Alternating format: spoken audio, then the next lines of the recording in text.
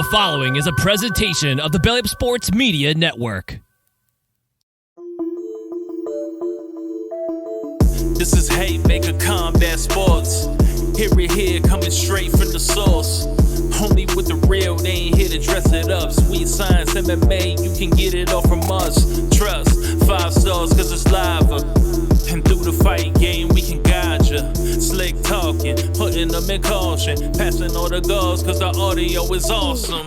What you waiting for? Spread the word, tell a friend. This the podcast where all of the discussion ends. When they start going strike for strike, this the show that'll tell you what you seen in the fight. And they ain't playing on the mic, this a welcome to the show. Warm it up for the squad, Haymaker of the bros. I'm about wow, you can hear from the pros. It's Haymaker Combat Sports, time to roll. Welcome, Haymaker Combat Sports, powered by the Belly Up Sports Media Network. I'm your host, EJ Reed, joined by my fellow host, Steve Johnson. What's good, Steve? Nothing much. Here after a few rainy days in Jersey, ain't been doing too much. The rain been keeping us in. Yeah, for sure. I don't know if it's officially the summertime finally. I know it's around this day. It's usually officially summer, but like you said, we get some rain. But hopefully it's sunny days ahead of us. We got the holiday season in full effect. So happy Juneteenth coming up to everybody out there. And a couple weeks after that, you got Independence Day. So summertime, as they say. And happy belated Father's Day too. My bad. Oh yeah. That too, yeah. Happy belated Father's Day to you and to all the fathers out there, you admire. So shout out to all the fathers. Did you do anything interesting for Father's Day?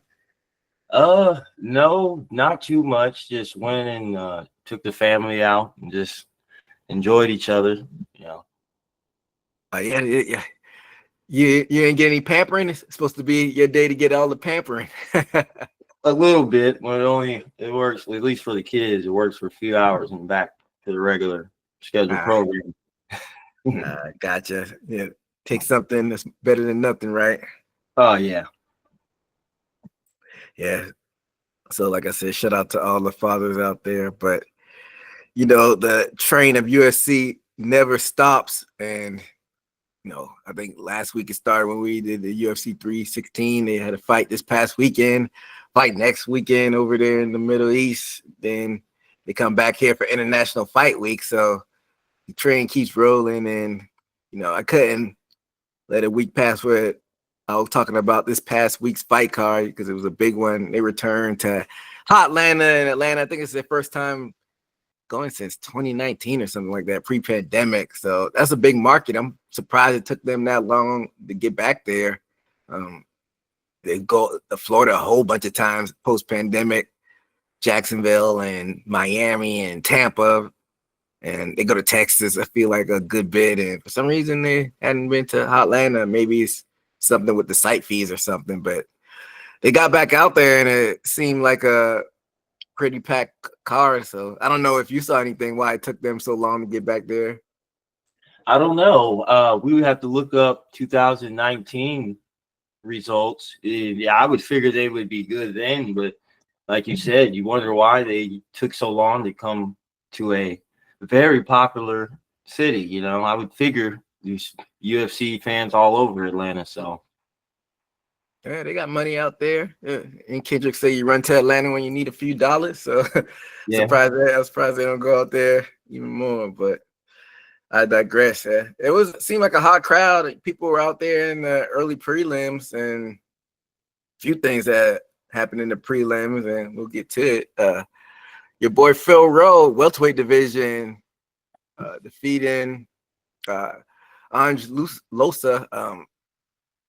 Sort of this is the this ain't a stick and ball sport, so you don't see a lot of, so to speak, come back from behind on the board wins a lot, but Phil Rowe was getting beat up for the majority of the first 2 rounds and taken down, and Losa was having his way with him, and Phil Rowe had to put his rally cap on, and in that 3rd round, he started putting it on heavy and was able to put the volume on there. Eventually, Losa just like crumbled up in a ball and got out of there with TKO. But yeah, he had to muster up deep within himself and come back and get that win. What were your thoughts seeing that with Phil Rowe?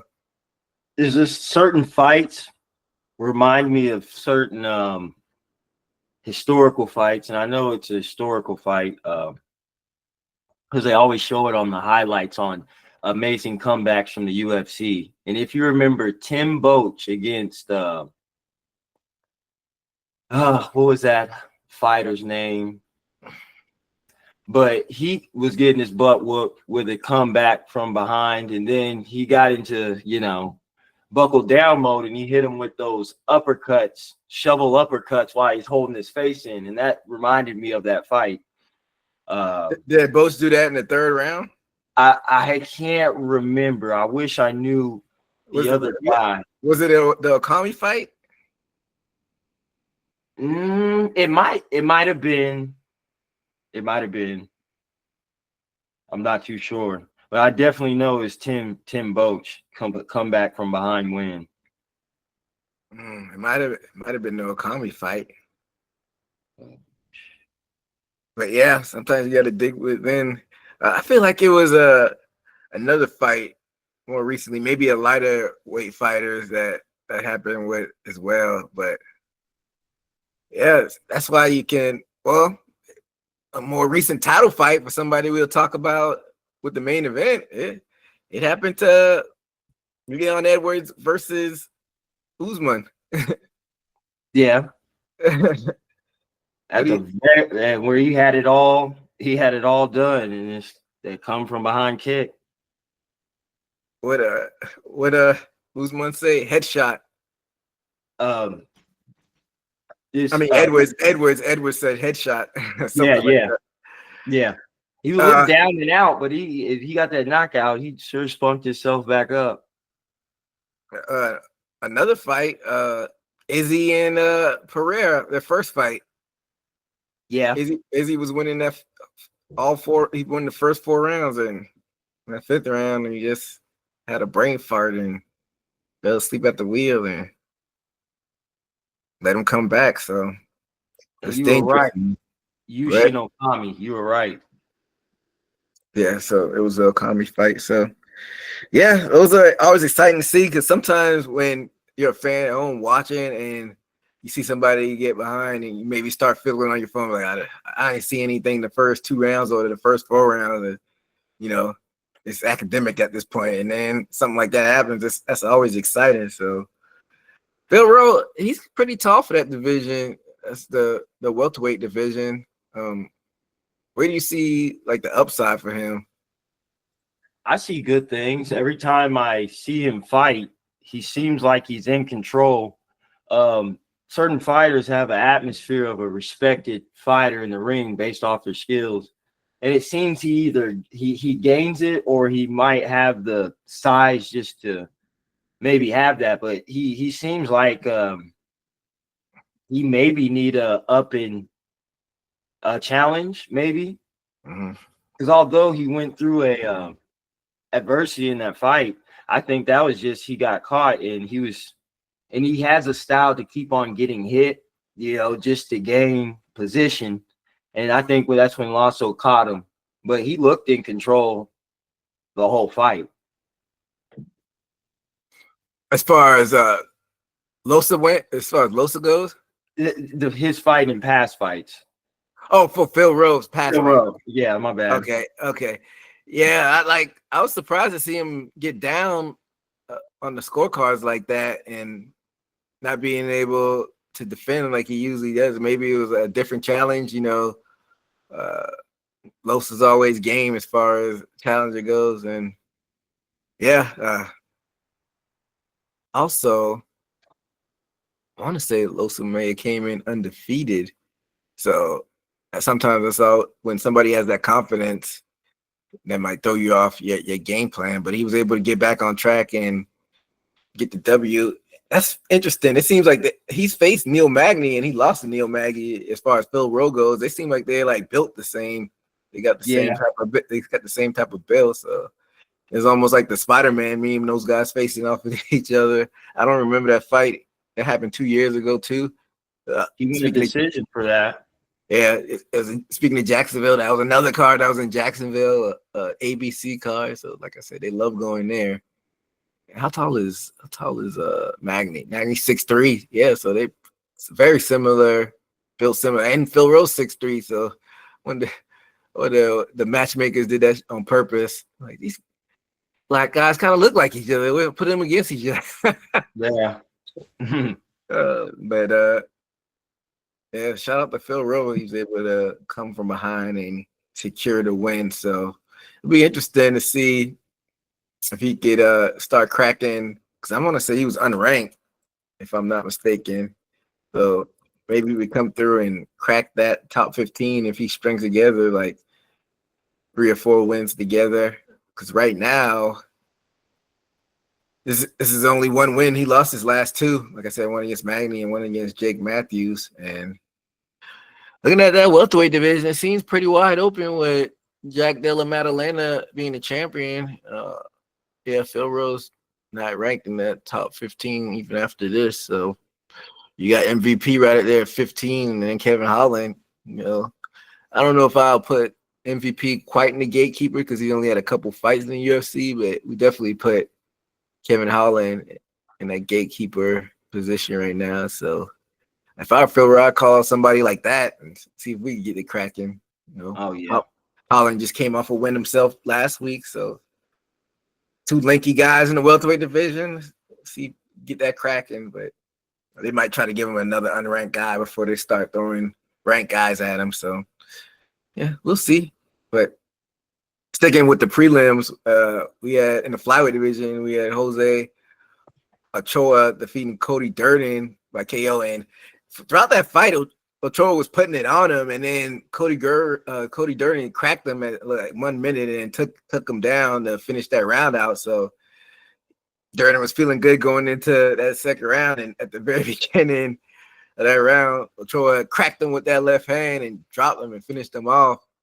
And flyweight, that's the lowest division as far as the men go. You don't see a lot of punching power, but he was able to, get him out of there. What do you think about when somebody that size has that power and can get somebody out of there like that?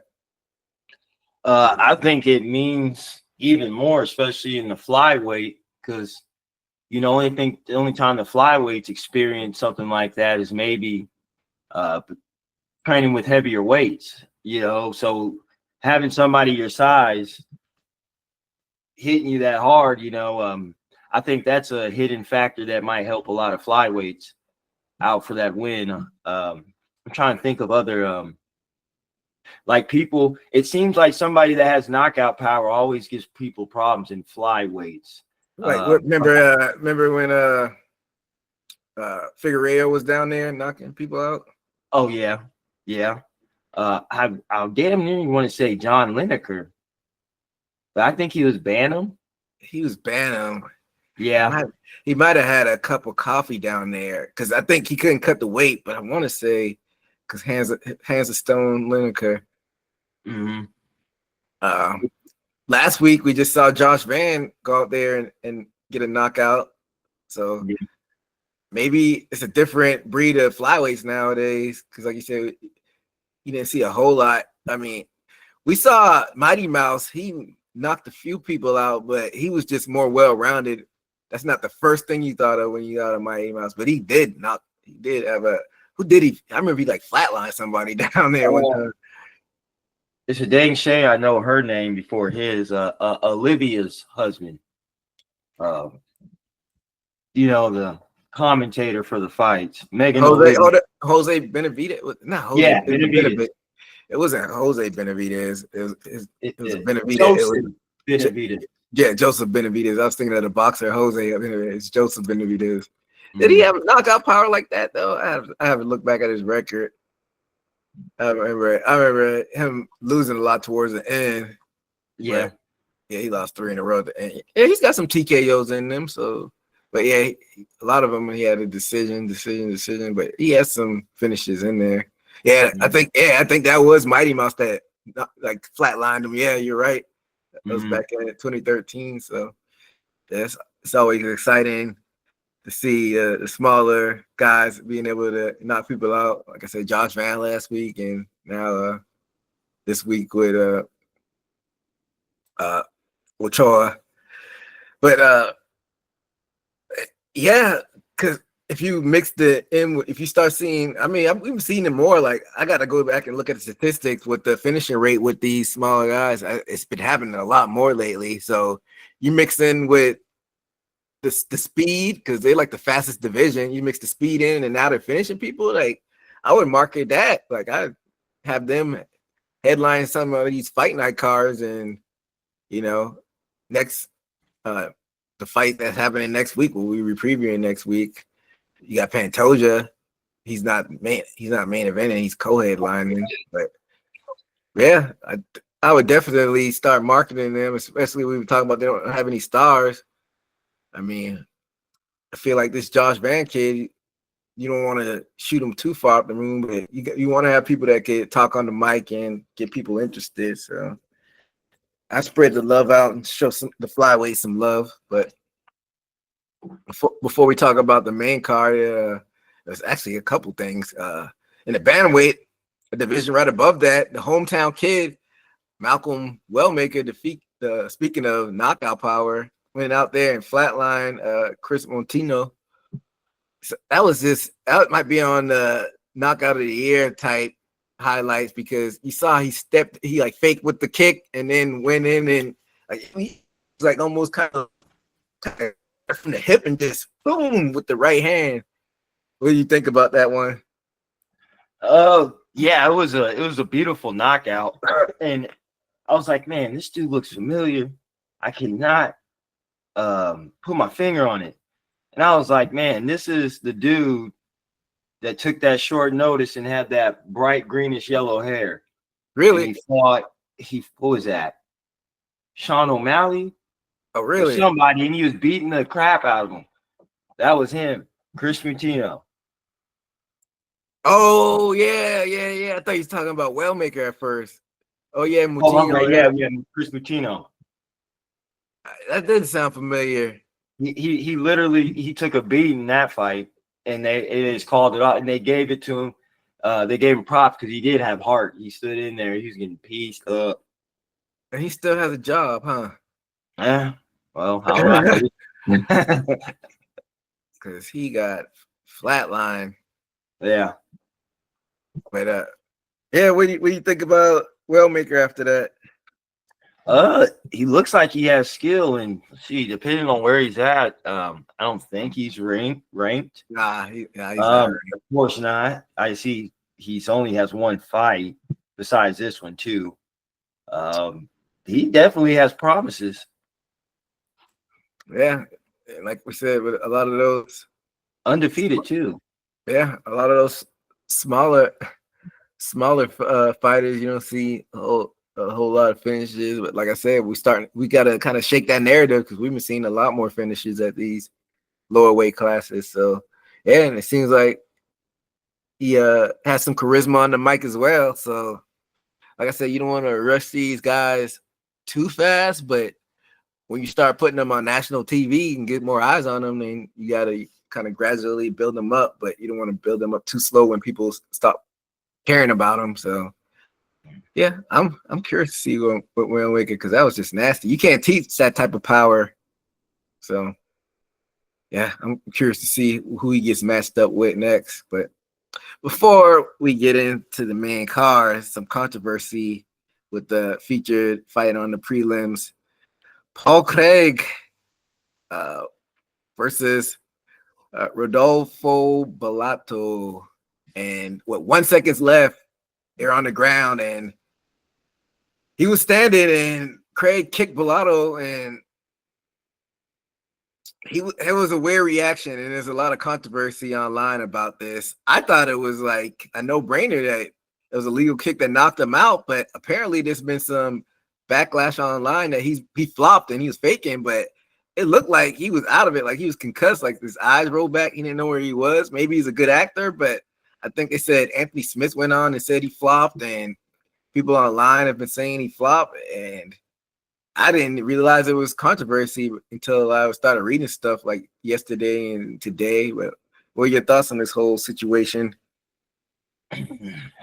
I would say if he would have never looked at the ref before he fell, either he's a good damn actor or he was being concussed. But what makes me put my finger on something, he did look at the ref before he dropped. And this is where if you have a warrior's mind, you know, you can see people get legitimately hit in the face, and it just depends on the fighter. And I don't know, I'm not in his body. Maybe he was about to complain. I don't know. I'm trying to justify it, but say if I've been times where probably football or just, you know, doing something and you got the wind knocked out of you, like, oh, you good? And I'm, yeah. And then I'll take a Superman hero kneel. Yeah. Hit me later. Maybe that happened, but I can't confirm it 100%. That did look janky, you know, looking at the ref and then fall. But another, you for a little. I don't know if you have you ever seen like a butcher and a chicken? Say that one more time. I said, like, you know, when you cut a chicken's head off, they run around for a while before. Yeah, that concept. Yeah, I get Yeah. So maybe like his brain didn't wire it, like his body and his brain had catching up to do before. Like, oh shit, I'm fucked up now. You don't think that may have happened? Very possibly, yes. I think it could. Some people would have reacted, you know, differently. Maybe so happened he was trying to, you know, maybe the brain's weird when things happen like that. Because he might have been looking at the ref, and that might have been his last bit of energy of conscious to knock him out. But you know, that's theory here nor say. So what are you leaning towards, that is legit, or are you with the people and he might have been flopping? I'll put it this way, I ain't going out like that. You got to expound on that. What do you mean? I can't look at the ref and then flop like I'm still not trying to complain, you know, or I don't know how can you be complaining and then straight to you thought the fight was there? If he was complaining to the ref and then got kicked in the face before that, he complained, maybe so, but that's what I'm saying. I'm trying to theorize it. I'm looking back at it now. He was like, he threw it on his way down. He like threw his hands up, and then just he have to be a hell of an actor though. The second part of it, when like he like went into shock a little bit and then backed up, and he didn't know. It didn't look like he didn't know if the fight was still going on or not. I do admit that. That's why I said if that looked at the ref did not happen, he would have pulled it off. I swear it looked real, a reaction to somebody because that's happened before, you know, somebody starting to wrestle the ref. Few people done that to fighters. All right, that was a clean, flush kick, and like if somebody didn't slow it down, I wouldn't even kind of notice him going to the ref like that. Oh man, yeah, maybe it was just like a delayed. His mind didn't catch up with his brain. Yeah, it's just so hard. Yeah, it's just like it's just too hard to act out like something like that. And it's, no, that was pretty real as far as his reaction. Yeah, so even it's neither here nor there whether he was legitimately knocked out or he was doing a little Hollywood acting there, but something so egregious like that, because I don't know how you say that's an accident. It went to a no contest. Do you think they should just DQ? They should just DQ and somebody that does that instead of no contest? That just seems like it was egregious to me. Well, I think I've never seen it, but I've seen it twice. They're starting to do this thing to where if that happens, or if it was close at the round, they'll let the next round start after the offense happened instead of ended at that round. Because when I look it up, they said it was ended at 459. Mm-hmm. Yeah, but I don't know why. Why do they give these fighters the benefit of the doubt and no contest? Excuse me, and no contest means it's accidental. That seemed like intentional to me. And you're right, and I just can't remember. It was probably a card or two ago. A foul happened, and they let it go to the next.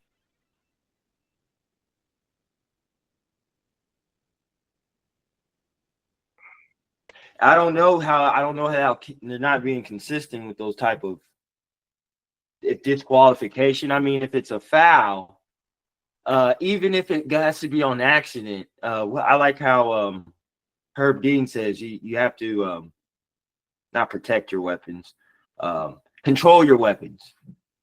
And I think that should literally be a literally part of the game, like almost stepping out of bounds. Like if you take somebody out with a foul, it should be a disqualification, I think. So with the fingertips too, the eye pokes. Yeah, that's kind of hard to gauge. You know, they say John Jones is the king of that. But eye poke is a little bit more like leeway in it, but intentionally kicking somebody when they're down, that seems like a little more cut and dry. His argument after he did it, which I don't know if there's still a gray area with the fighters. Maybe he's in the moment to justify it, but he was arguing that his knee, he didn't have both knees down. He had one knee. We keep Paul Craig. I can't keep up with it in my head because I remember didn't it get changed where you have to have both knees or yeah. I can't remember. I can't remember. We talked about it. Now I can't even remember it. It's so not consistent.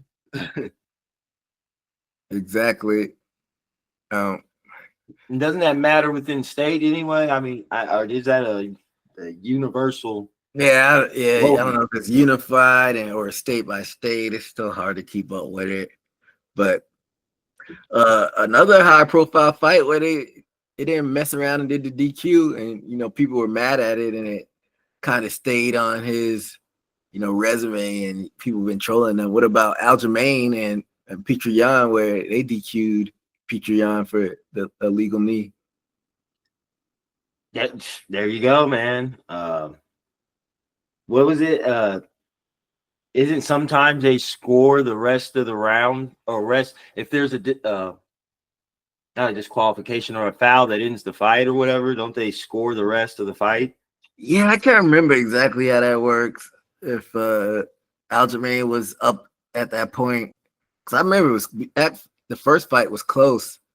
He beat him the second time, but he beat him split decision Aljamain when he did the rematch. But I don't know if they I know if it gets far along, like you said, they end up scoring it.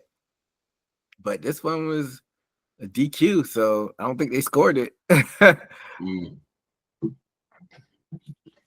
Yeah, I guess it depends. It's so hard to keep up with, but go ahead.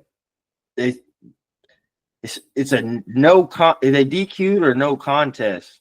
DQ. Well, this past Saturday was a no contest. Okay. Aljamain one was a DQ. When it's a no contest, it doesn't go as a win or loss on your record. Right. And it's considered accidental. When it's a DQ, it's considered intentional.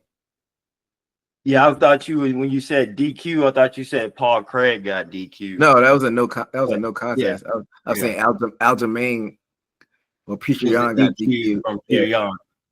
Mm-hmm. Yeah. And that didn't even. Well, everybody that different, man. He didn't, I guess you can't rate somebody else's pain, but he didn't fall out like that. Yeah. If he was faking, I think it's stamped as the Josh Koscheck in UFC lore. Josh Koscheck. Yeah, faking an injury. Which fight was that? Wasn't it Anthony, rest in peace, Anthony Johnson? He used to need him, but he didn't need him in the face. Yeah, I remember people getting. I vaguely remember this. I remember people getting on Koscheck for that. He did it more than once, I think. Well, Anthony beat him, so maybe it wasn't that same fight earlier on. Rumble choked him out. But oh no, he choked Rumble out. My bad. I don't know why I looked at it differently. Damn, I didn't realize he beat Rumble. But yeah, I remember that controversy where he faked the foul. I can't remember which fight it was, but yeah, Koscheck. What an interesting. I remember watching his title fight with at a Charleston Sports Bar. I think it was literally called Charleston Sports Bar. Him and GSP fight that happened during Christmas season. Man, time flies. That was damn near 15 years ago. But yeah, it was almost all downhill from there for Koscheck. Shit, I didn't even realize he was in Bellator, but he lost 5 UFC fights in a row before he got cut, and then lost in Bellator. Went on a 6-fight losing streak. I didn't realize he was in Bellator as of 2017. Seemed like he was out of there in the early 2000s. But yeah, so I don't know. I wonder if they'll run that back with Paul Craig and Bellato. Probably so. Depending on, Dana, how he feels about it. I would say if Dana feels like he faked it, I think he's gonna more like punish him or even cut him. Because I think people think he'll cut him. Possibly if he thinks he faked it. Oh shit. Hey, oh yeah. I don't know if there's any way you can find that out. But if, like you said, it might be perception. Even if he didn't fake it, if White thinks he fakes it. But I feel like White isn't as like cutthroat as he used to be back in the day. I feel like he would have cut somebody like that back in the day, but I feel like he's got different vibes in this TKO era. Like he's less of a figurehead, even though he's still a president. I don't know. It seems like he has his priorities in different places right now, as far as like power slap and politics and all of this, and he kind of does UFC on the side at this point. But yeah, we'll see what happens with that. But moving on along, we finally get to the main card and kicking this one off. Light heavyweight, we had Alonzo Menifield defeating Umar Sy by unanimous decision. And round one was a feeling out round for both the fighters. Not a whole lot of action, a few flurries from Menifield and an accidental eye poke by Sy.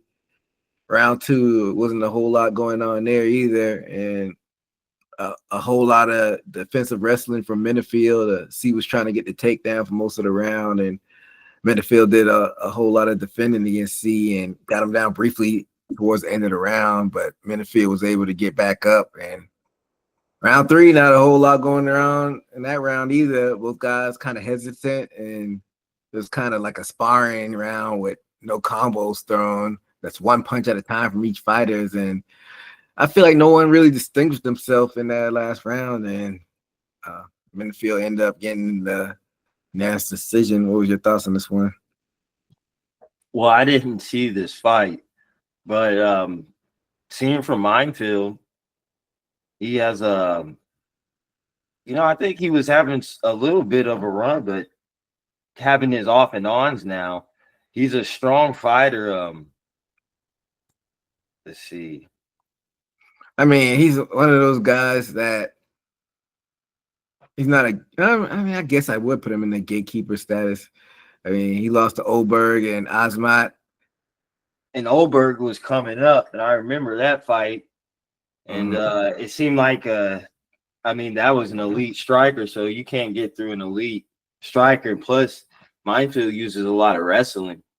So I think, sorry to say, but he might be one of those gatekeepers, the ones right before that give a good, strong fight.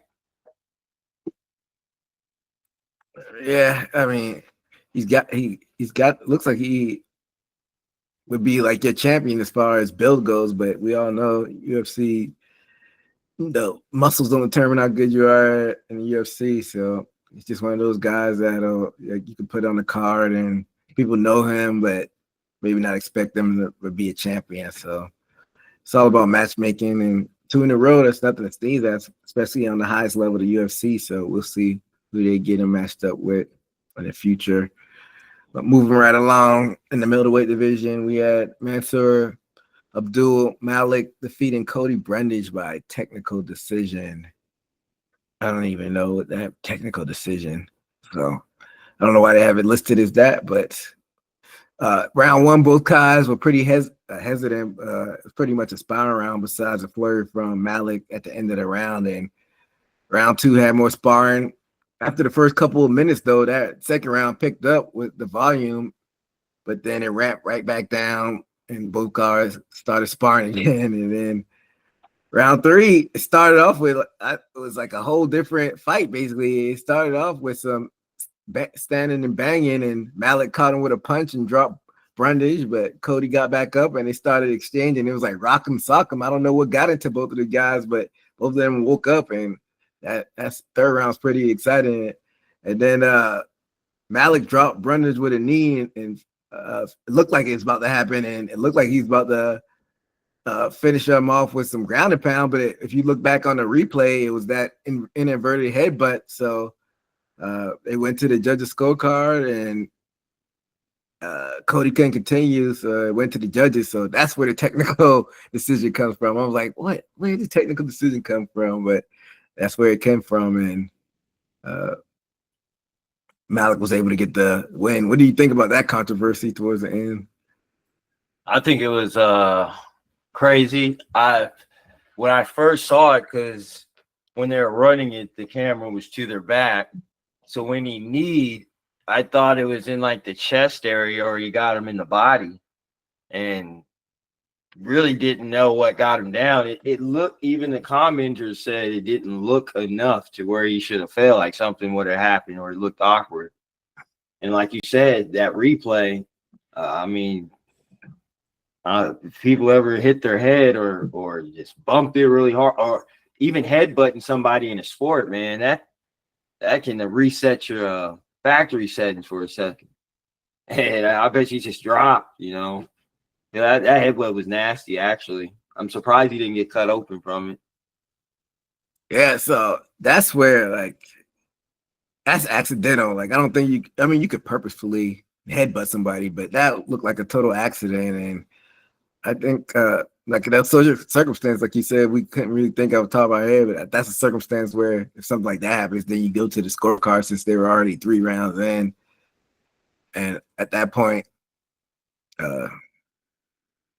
Malik was already up on the card, so that was, good for them to go to the decision. And I don't know, like you said, I don't know how he wasn't busted over from that head, but that's interesting. I wonder why it was such a Jekyll and Hyde from the first 2 rounds, and that third round. What do you think got into them when they actually wanted to start swinging in that third round? Well, from what I remember, I think he either caught him with a punch or a knee, and that he had a firefight at that moment because he was dizzy, from what I remember. Yeah, baby. Sometimes you just got to get hit in the mouth to actually start fighting. Mm-hmm. It's almost like a natural instinct, right? Oh yeah, you either go out swinging or just laying down, or what? Either one's gonna happen if you don't have to do something. So he chose to. If he chose to do that, I think that showed how hurt he was. Yeah, exactly. So I was definitely entertained by that third round until that headbutt happened, but shit happened. So luckily I don't think he will have any long-term effects from that. But he had to ice that after the fight. So shout out to those guys. But moving right along in the bantamweight division, we had Raoni Barcelos defeating your former UFC bantamweight champion Cody Garbrandt, and Cody was on attack early, so I'm like, hey, maybe he could turn the clock back a little and even cause Barcelos to stumble a little bit with that right hand in the beginning. And then when Barcelos started settling in the second half of the round, he looked more comfortable on the feet. Nice back and forth round with both guys landing shots. And the round ended up in a scramble, and Barcelos ended on top by the end of that round. And not a whole lot of action in that second round. Both guys landed some shots, and with about 10 seconds left in the round, and Barcelos dropped Cody and landed some follow-up ground and pound. And that was kind of like the beginning of the end for Cody at that point. And that third round, Barcelos was able to eventually get Cody down and attempted that rear naked choke, but Cody escaped it, and both guys started swinging at first, but then settled back down, and Barcelos was able to cruise to a judge's decision. And what were your thoughts on this one? Man, it's Cody as we know him as a former champion. I hate to say it's just like seeing an older version of himself, and then it's like when he feels himself, it's like, yeah, back to Cody, but then he gets his jaw tagged, it's like, and it's like his reign coming up as a champion. It's just you see that he's well more affected. I know everybody was worried about his chin getting tagged. He was playing around, opening his chin, saying he don't feel it. I think Cody struggled, and I think he still has a little bit of his skills, but he can't fire like he used to. Raoni Barcelos, he's a nice striker of himself, and I think he pretty much didn't have too many problems neutralizing Cody Garbrandt. Plus, he had a ground game that probably was what Cody Garbrandt was worried about the whole time, as we saw that Barcelos didn't have any problems on the ground if it went there. So I think we're not going to see Cody in his high rise. I think this was a cool, calm, collected fight that he actually calmed down and try to find strikings, but that's not what got him there. And I think that's why we don't see the Cody Garbrandt working today. Yeah, I mean, so you don't want to, if a man's making money, this is how he puts food on the table and feeds his family. But it's been a while since he's been the champion. That was all the way back in 2016. We're almost 10 years removed. He got it pretty young, because right now he's still only 33. That seems like ages ago when he won it. So you don't really see champions that young a lot when he won it. I said that was shit.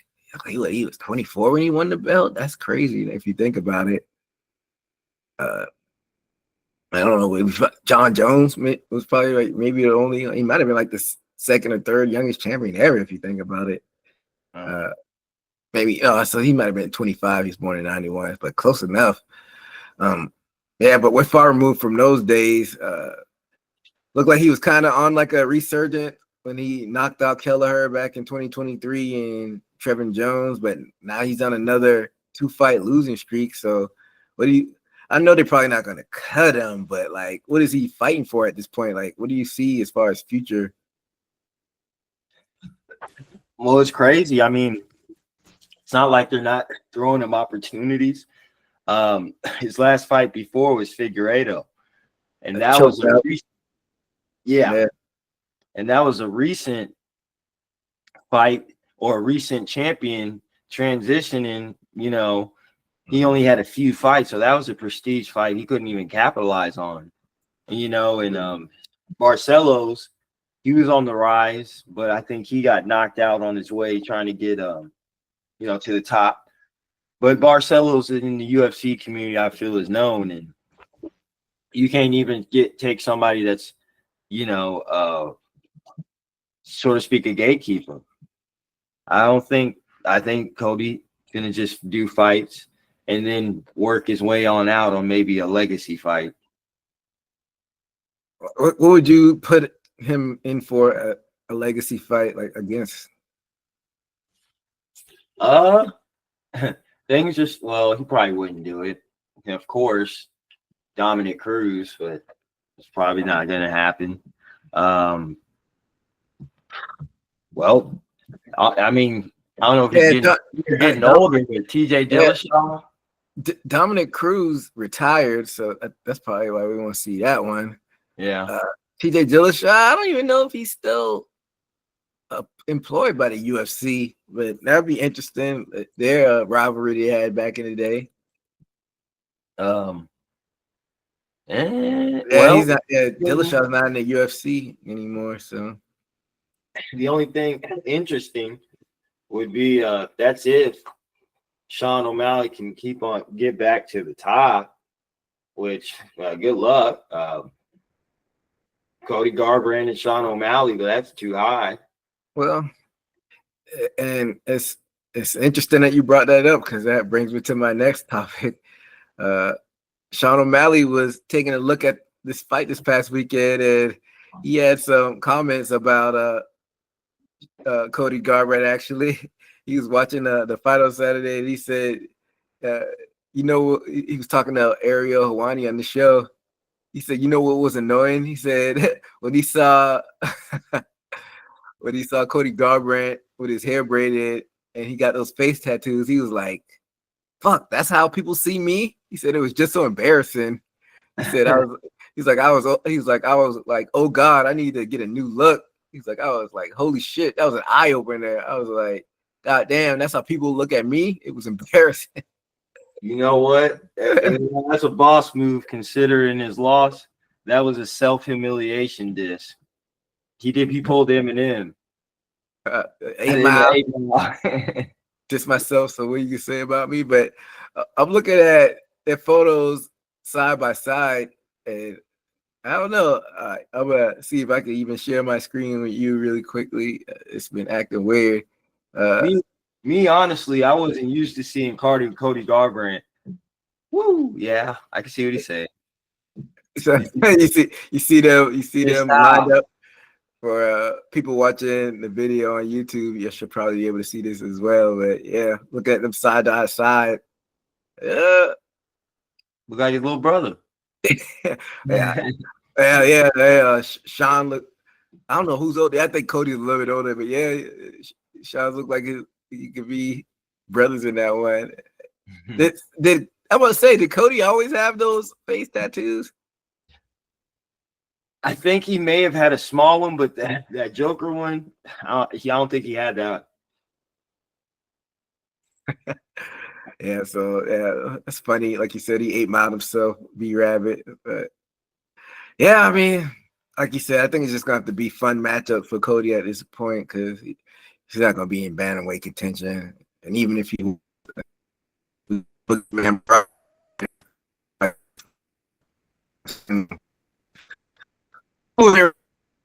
the middleweight beating Andre Petroski by unanimous decision, and not going to get too in depth on this fight. Not a whole lot to talk about. It was just like an everyday workman-like performance by Shabazian. Nothing to write about. He just fought a smart, calculated fight.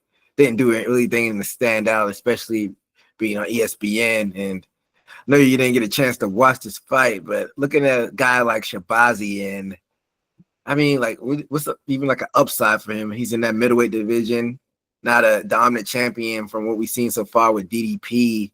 He was a contender series guy. Do you see any type of upside with Shabazian? Well, trying to think of his past fights. This is his 2 in a row. He beat a guy without a Wikipedia page, Dylan Budka, by TKO, but then he lost to Gerald Mershock. Beat AJ Dobson, then lost. And he trades wins and losses, and this is his first win streak in a while since 2019. His first win streak since 2019. So I think he's gonna, what is his rank? I don't even know if he's ranked, to be honest with you. But looking at his fights, it looks like he hasn't overcame the people that were gatekeepers or Mhm. out of the UFC right now. His most notable wins, and they didn't go too far. Then Merchant, uh, he had his losses. I don't think he goes too far. Of course, he lost to Imavov, Hermanson, Derek Brunson. So these are losses I think he should have won if he gets a prestige place to fight people. So I don't think he'll go too far. Yeah, we'll see though. I mean, sometimes it takes you stringing together a couple wins for you to get on track and get where you need to be. And especially when you're a younger fighter coming off the Contender Series, he's only 27, and sometimes you need some of the fighters you faced in the past to kind of age out and for you to finally hit your fighting prime, because he's entering his fighting prime. That's like the pros and cons of entering so early. You'll have some growing pains. So maybe there's this chance to get on track and you start to you string 3 to 4 together. You can knock on getting ranked, and you see how the dice roll, so to speak, how the ball rolls or how the ball bounces or whatever type of phrase they have. But we'll see. But moving right along to the co-main event, we had in the women's flyweight division, Rose Namajunas defeating Miranda Maverick by unanimous decision. And Rose looked good early on with her kickboxing and fading in and out. She also did a good job of evading Maverick's attacks with the Maverick was trying to throw those big punches and kicks, but Rose was able to dodge them. And then that second round, Rose got Maverick down early and controlled her for the majority of the round. Rose went for the choke. It was almost getting pretty deep, but didn't get it. And Maverick went for an arm triangle, but couldn't quite get that and finished the round with some nice strikes. And then on round 3, Rose dropped Maverick with the left hook, which looked nice, and then got into side control and control Maverick on the ground for the remainder of the ground and was able to get a nice, comfortable win. I know you didn't get a chance to watch this one, but another nice win for Rose Namajunas, and she is ranked, I want to say she's ranked number, I don't know, they usually do a recalculation after the weekend, but right now she's sitting at that 7th spot, so she's kind of floating around in flyweight. What do you think she can go? Because she's been around for a while, even though she's not that old. Like, what do you see for her at this point? Well, is this did she recent? Because she went up in She's been at flyweight for a little. She's been at flyweight for a minute now. Okay, and she seems to can't link a win streak. It seems like she gets a roadblock if she does, maybe 2 wins. So at flyweight right now, she's 3-2, which isn't terrible. Mm-hmm. I think she's one of those people that if she gets a few good win streaks, she can be there. But I see that she's struggling with that weight class and maybe still getting used to it. I see she can hold her own. So, by struggling though, the people that she's lost to Firo, who just contended for a title, and she lost to Blanchfield, who's been like labeled as the next big thing in the division, the number 2 and the number 4 fighter. So is that really struggling, or is that just she's facing high level competition in that division? I could say because probably that's the test itself going up in weight. But what I see is she can't generate a finish. It's all decisions. Every one of them. Yeah, but in that division, we didn't really see girls like flatlining people. We see a few. We were talking about that one fighter a couple weeks ago from Brazil. Her name is escaped me for now. She had some knockout power, but few and far. That's few and far between. So, like you said, it is a weight class above. But even though she might not be finishing, if she's looking good with the striking, and like I said, she dropped Maverick. So, isn't that just like kind of like the growing pains of jumping up from a weight division? Doesn't necessarily mean you may be struggling. I could say that, yeah. So, if she Now she was facing a fighter that was ranked below her, and I don't think the positions moved after this past weekend. Let's see what Maverick was. Maverick was number 11, and the positions have stayed the same. So would it be like, I guess, like maybe 2 more fights against people ranked above her where she may be able to sneak in a title fight? I think definitely so. They've all been decisions. She hasn't lost terribly to seem that she's totally outmatched in her weight class. So I think she's just a lingering, when opportunity strikes, that's all she needs. Because I think they know they're going to invest in her. Mm-hmm.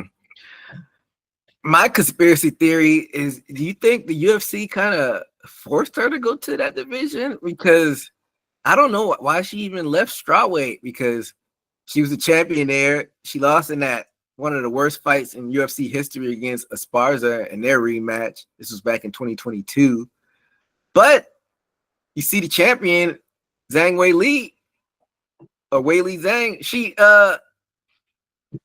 beat her. She beat her twice and finished her one time with a head kick. So it seems like it'd be a no-brainer for her just to try to get a third match, because she beat her 3 times. And Esparza is retired at this point. So for some reason she had problems with Esparza, and like Esparza just lost to a lot of other people. For some reason Esparza had her number, but why wouldn't she go back down to strawweight and try to get the belt? Yeah, it would seem like perfect opportunity. The person you beat is now champion, and you're not doing terrible, but I would say drop back down and get it again. That still doesn't make sense to me. That's where my tinfoil hat kind of comes on. Like, did they force you because they want to keep the belt on Weili because she's marketable in a big country? That's like that's what the only thing I could think of. Yeah. I don't know, or maybe it is Rose's decision. Maybe she just hates that weight cut. I don't know, but it seems like the path to getting a belt down there is easier than that flyweight for her. But I don't know. Time will tell. She looks like she may have options though at flyweight and a pathway to it, but who knows what her team is thinking? I'm sure Pat Barry's cooking up something. Yeah. But let's move on to the main event. In the welterweight division, we had your former long-reigning welterweight champion Kamaru Usman defeating your up-and-comer out of St. Louis, Joaquin Buckley. And round 1, Usman got that takedown early and controlled Buckley for the remainder of the round. Got good ground and pound, cut Buckley with those sharp elbows. And round 2 started off with both guys trading on the feet. Then with about 2 minutes in, Usman shot for the takedown and got it. Then more ground and pound to ride that round out. And round 3, the first half, Buckley looked good on the feet. That might have been his best round. I don't know if 5th round was, so I kind of jumped ahead of myself. But he landed some nice shots and then had bad intentions. But in that second round, Usman got that single leg and beat Buckley up on the ground for the rest of the round. And round 4, both guys traded shots on the feet. Buckley still looked like he had more gas in the tank, and he was the more dangerous guy when they were on the feet, but Usman did a good job of neutralizing them, and Usman even looked good with his jab up to that point. Then with about 2 minutes left, Usman went back to his bread and butter, got Buckley down again and controlled him on the ground for the rest of the round. And then round 5 was probably Buckley's best round, and he came out and on attack and threw that head kick and that got pretty close and fended off. He was actually had some defense and fended off multiple takedowns in that round. And Buckley caught Usman with some nice shots, and including that uppercut. It looked like kind of shaky there, especially thinking back to the Edwards fight. Like, oh, is he gonna be able to survive? But it was just too little, too late, and Usman was able to survive that and get the win. Well, what were your thoughts on this one? Yeah, it's I guess it looks like there's levels to it.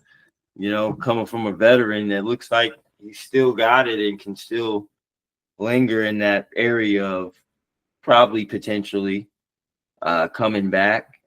But impressive of Buckley because, I thought he would have better wrestling defense than that. But at the end of that 5th round, I think I saw Kamaru a little bit give him respect because he had some more gas in the tank. Well, when you're supposed to be more exerted when you're on the bottom most of the time, and I would say Buckley was exerting more energy that fight. I think that 5th round, Buckley was on him, and if it was more than 5 rounds, I think Kamaru, but that's not the game. It's 5 rounds. What if it was a Diaz style fight to the death? Oh yeah, I think Buckley would have got him. Kamaru was looking tired that 5th round. Diaz rules, it would have been all Buckley, but not Diaz rules. This is UFC rules. But yeah, like it was looking shaky for Usman in that 5th round. But a win is a win, and he looked good and really good in those first 4 rounds. And y'all must have forgot. Yeah, I don't know, man. I don't know like how I feel as far as like Usman's future. Because, he fought that middleweight fight against Chimaev. Didn't look terrible in that fight. It was hung in there. But I feel like he's kind of stuck between a rock and a hard place because you got Islam Makhachev coming up to welterweight, defeats Jack Della Maddalena. Also, you got Shavkat Rakhmonov still in the welterweight division. So those may be big hurdles for Usman. And he's talking about going up to middleweight and possibly contending for the title there. You still got DDP. And you got Hamzat Chimaev, them facing off at the end of the summer. Like, him and Izzy are like, they're not blood brothers, but they consider themselves brothers. I don't know if you even want to face him at there. I don't think they wouldn't fight each other, but Dana, he would try to force him to fight if it came to being in title contention. But what do you see Usman at this point as far as him wanting to get another title shot? I think he's one of those that have to sit and wait till who wins these fights are already scheduled. And I think he's still a useful fighter to market to get back in the game. I mean, that was a good win, so he stayed at his number 5 spot. So I think he might get another chance on going up. So at this point, of course, he's got a marketable name, so there's fights for him to have as far as like if you want to make some money, put him on some fight nights, pique people's interest. But do you see him actually fighting for a title within the next year or two?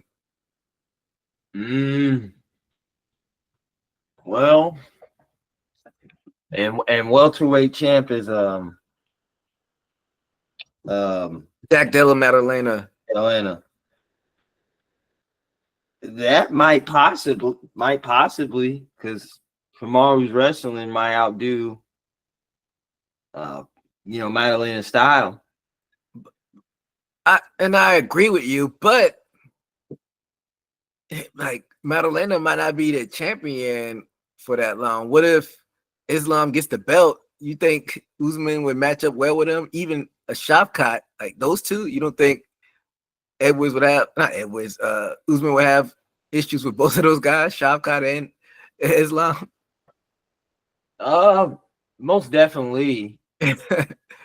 But definitely, like I said, the market, he's still in the top 5, still putting up formidable fights as a champion, former champion. I think it's just a lingering chess piece to play around with later on. Yeah, in my personal opinion, he's 38 at this point. I just think those roadblocks, like if Islam would have stayed at lightweight, we saw Shavkat, he looked human against who did he face? Was it Gilbert Burns he faced? He looked human again?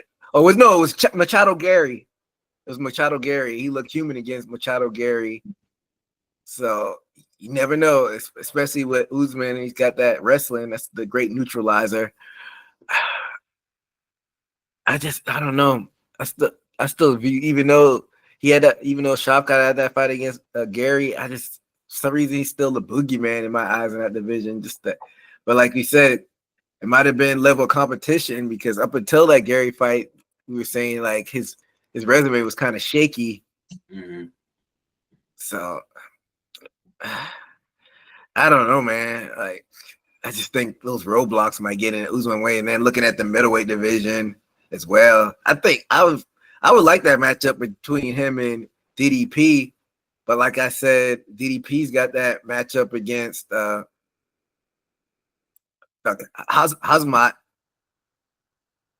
Chimaev. So, Mm-hmm. and I think even at middleweight, I don't think if Hamzat gets the belt at middleweight, I think he's gonna have like a long, lengthy title reign. I don't think nobody's gonna be able to get that off him for a while. So, like Usman is like he would be the beneficiary of if they had a 165 division. I think Usman would be able to cut another 5 pounds and be able to reign, but UFC doesn't sanction that division. So, but sticking on the subject of this fight, looking at the other side of things, looks like Buckley has a hole in his game with the wrestling. Like, and even Cruz pointed it out. Like, what some of those some of those shots that Usman did, like any other person would probably not any other person, but somebody who had some, sound defense with a defender. Like one he shot from like all the way from Florida. It seemed like he shot far away and still got it on Buckley. So, do you think Buckley is in the gym where he's like the best guy and it's not really anybody to really test him like that as far as his like defense goes? I think so, because a lot of it had to do probably with his strength. But, strength against, somebody with technical skill.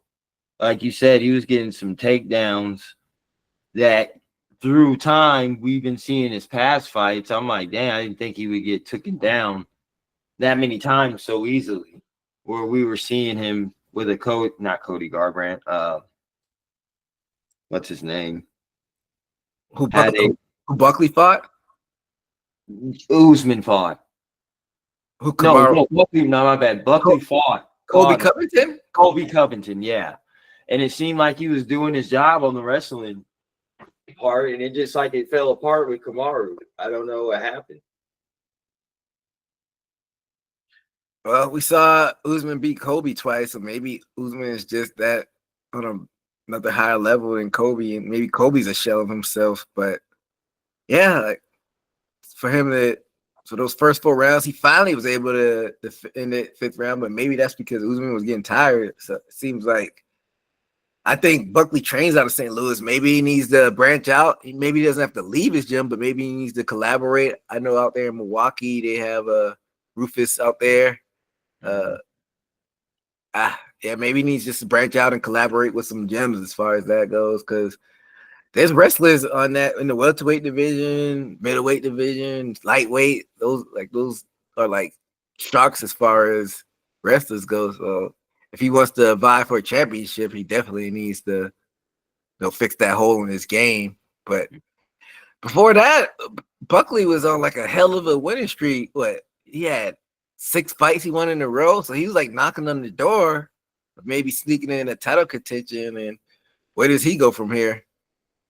Yeah, I think this fight, if he would have won it, he definitely would have been shot up there. But I can say that I don't know if he lost his spot because it's not, he challenged somebody, higher in the rankings.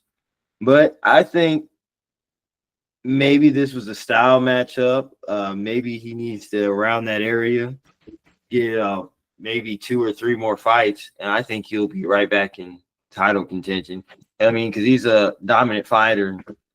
Taking out, I mean, some of them were old, like Stephen Thompson, whatever, but he's gotten some wins over some veterans. Yeah, and wasn't he? Yeah, he was, because he was in the middleweight division, and even in the UFC, he was floating back and forth. But I definitely think he needs to stick to welterweight. I think that's more guys his size. But just off the top of your head, any names that you think you would like to see him match up with? Yeah. See. Well, he said he wants to get that one back from Kevin Holland. Oh, I don't think I would like that for him. That's fighting a little bit too much down. We see Holland is a gatekeeper. I was gonna say, because I was looking to see if he had anything on the slate. What about him and Gary, 6 and 7? That'd be a good fight. Yeah, I don't think. Yeah, even though Prates just lost to Gary, but yeah, you can match those two up. Is Prates ranked? Prates is a little bit lower ranking. He's 13. I'd like to see Buckley maybe go like either two spots above him or two. Well, he can't do it against Usman now because he just lost, or two spot like somewhere in it, and he beat. Well, I don't think him and Burns have faced off. No, not Gilbert Burns. Like that'd be the lowest I want to see Buckley fight down to because Burns is number 10. But yeah, I'd say Gary and him would be like the perfect matchup. I don't think UFC will do that though, because I think some reason they like Gary a lot. I think they're gonna try to protect them some. But I think that'd be the perfect matchup as far as those two go. But yeah, man, we'll see. I mean, he lost to one of the greatest welterweight champions. It's a short list of people that you could say better welterweights than Usman is as far as all time. Of course, GSP. And then we splitting hairs after that. A lot of people throw Matt Hughes in there. So it's no shame in losing to Usman Buckley. So he'll be back and we'll see who they match him up with next. But coming close to ending the show, but before we get on out of here, they got a card next weekend in Azerbaijan, over there in the Middle East. They have a couple of fighters from there, but why they're going to this small country, I don't know. But we're not going to get into all of the fights in this card, but I just want to get a quick prediction on what you think happened in this main event. We're not going to do a recap for this show because next week we got to actually preview UFC 317. So maybe we'll talk about, throw the main event in there. We're talking over the news stories, but light heavyweight division, the main event is one Jamal Hill versus Khalil Roundtree. How you think this fight is going to turn out? I think it's going to be a firefight, and I don't think it's be too much going to the ground either. I think it's one to watch, definitely. And this is one that's going to be in the daytime for us, right? Yeah, this is a daytime card. Mm-hmm. Well, I'll make sure I'll see it. I think it will be a good firefight as far as striking. Who do you think is going to win it?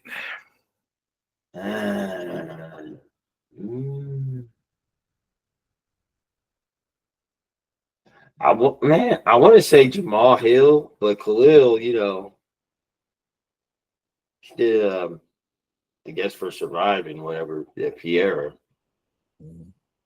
I don't know. I really don't know this one. So I mean, if you got to pick though, toss a coin. Who you think is going to win? Jamal Hill. You got Jamal Hill? Okay. I don't know. He's faced some high level guys, so I don't want to take that away from him with Yuri Prochazka and Alex Pereira. So those two fighters are nothing to sneeze at. But I don't like his body language these past couple fights, and sometimes you just hit a wall. I see him being more calculated, not as aggressive on the offensive side, and we saw the heart that Khalil had against Pierre, even though he didn't win. And I just think Khalil is just he's a violent fighter out there. So I'm going with Khalil on this one. So you got Hill and I got Khalil Roundtree. So we'll see. I haven't looked at the odds, but I think it's probably be a pick 'em for the most part, I'm thinking. But we'll see. I'll be watching that fight, even though I'll be out of town this weekend. But, definitely be watching on my phone or watch it later that night. I'll be in Vegas, so everybody knows how Vegas goes. What happens if Vegas stays in Vegas? But coming to the end of the show, like I said, they got that fight over there. But then the week after that, we got UFC 317, another June pay-per-view. So we will be back next week to preview that one and 2 title fights on that one. Well, actually. Yeah, it is for the vacant. So there is two because at first I didn't have a championship by the name, but it's for the vacant title. So flyweight division, we got Alexandra Pantoja versus Kai France, and then Ilya Topuria coming up there from featherweight to face Charles Oliveira. So it should be two fun title fights going down there in Las Vegas, International Fight Week. But yeah, that'll do it for us here at Haymaker Combat Sports. Make sure to follow us on all social media platforms, TikTok, X, Instagram, all that good stuff. But until next time, be safe out there. Later. Hit the takedown, ground and pound, that was from the top. Heel hooking on one platter, leave you in the knot. Pound for pound, been the greatest. Sitting on the top, and I'm laughing at the fools who think they coming for the spot. You ain't got a shot, it's already